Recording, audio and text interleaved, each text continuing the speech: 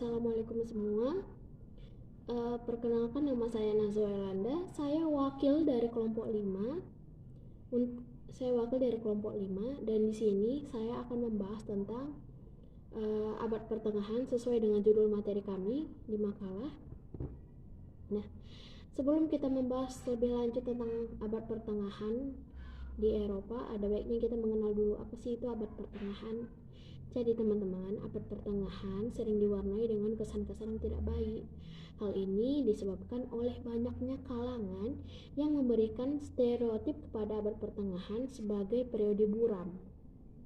Sejarah Eropa mengingat dominasi kekuatan agama yang begitu besar sehingga menghambat perkembangan ilmu pengetahuan. Prinsip-prinsip moralitas yang agung membuat kekuasaan agama menjadi begitu luas dan besar di segala bidang. Abad pertengahan merupakan kebangkitan religi di Eropa. Pada masa itu, agama berkembang dan mempengaruhi hampir seluruh kegiatan manusia termasuk dalam pemerintahan. Nah, setelah kita membahas tentang pengertian atau gambaran sedikit tentang abad pertengahan sejarah Eropa, kita masuk ke ciri-ciri abad pertengahan. Kalian bisa baca di atas, yaitu yang sudah saya tuliskan. Tapi ciri yang paling utama gitu, yang paling menonjol itu adalah gereja memegang kuasa, memiliki kendala penuh atas seluruh masyarakat, takut akan Tuhan dan menjadi orang berdosa adalah faktor-faktor yang mengkondisikan dan menundukkan populasi abad pertengahan saat itu. Dan juga fragmentasi kekuasaan, baik pendeta dan monarki sama-sama kuat, meskipun mereka memiliki tugas yang berbeda di dalam kerajaan, keduanya dapat memiliki akses dan keuntungan yang sama.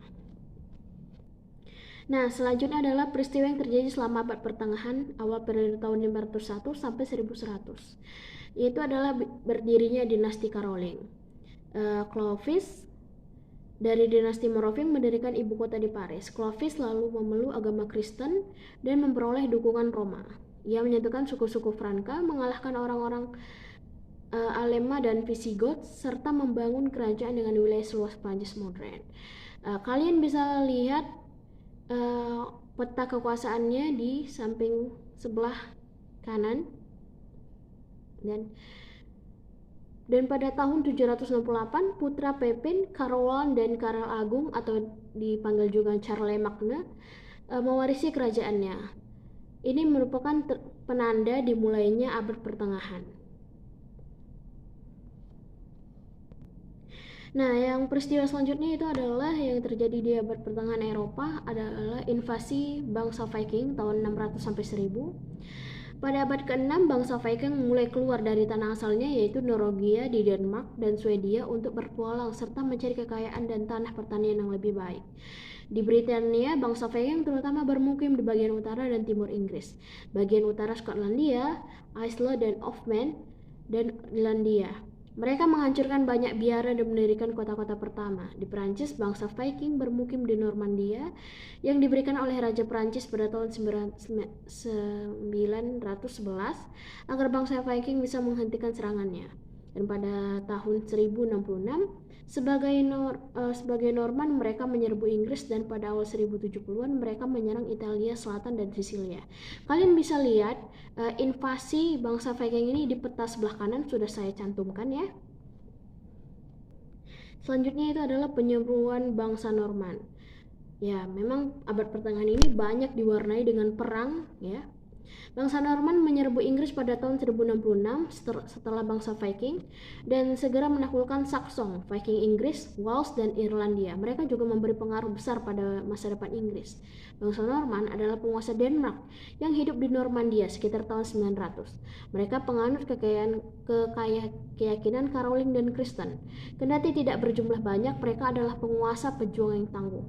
William sang penakluk dinobatkan pada hari Natal. William ini adalah pemimpin bangsa Norman, ya. Dan di sebelah kanan adalah peta invasi penyerbuan bangsa Norman. Selanjutnya itu adalah periode puncak dan akhir abad pertengahan, yaitu tahun 1010 sampai 1500. Yaitu terjadinya perang salib. Ini perang salib ini terjadi beberapa kali, sekitar 7 atau 8 kali, berapa periode gitu. Perang salib 1, 2, 3, 4 dan banyak yang tidak bisa saya gambarkan langsung di sini.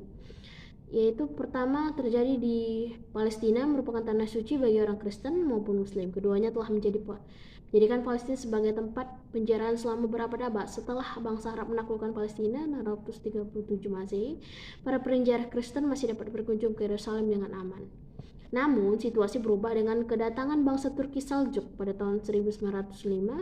Paus Urbanus II menyerukan kepada orang Kristen untuk membebaskan Palestina dari kekuasaan Muslim. Para kesatria dan rakyat jelata mengikuti seruan itu, dan pada tahun 1099 satu pasukan tentara salib berdisiplin tinggi merebut kembali Yerusalem. Mereka membunuh banyak penduduk, lalu mendirikan 4 kerajaan salib di Palestina dan Suriah. Kalian bisa lihat di peta sebelah kanan itu adalah jalur perang yang digunakan oleh tentara-tentara salib. Nah, selanjutnya adalah perang 100 tahun antara Inggris dan Perancis. Inggris dan Perancis ini sudah saling ribut sejak lama ya. Dan ini adalah penyebabnya, yaitu perebutan Gascogne atau wilayah sebelah barat dari Prancis yang dikuasai oleh Inggris pada saat Raja Philip VI berkuasa tahun 1337 sampai 1350 dari Prancis. Klaim Raja Inggris Edward III sebagai Raja Prancis yang sah melalui ibunya. Ekspedisi Edward III untuk merebut wilayah Prancis, melindungi perdagangan internasional, serta memenangkan barang rampasan dan perkebunan untuk para bangsawannya. Yang ketiga itu adalah ambisi Charles V dari Prancis untuk menyingkirkan Inggris dari wilayahnya. Kegilaan Charles IV dari Prancis dan pertikaian di antara bangsawan Prancis. Yang keempat itu adalah ambisi Henry V dari Inggris untuk melegitimasi pemerintahannya dan menjadikan dirinya Raja Prancis melalui pelaknukan.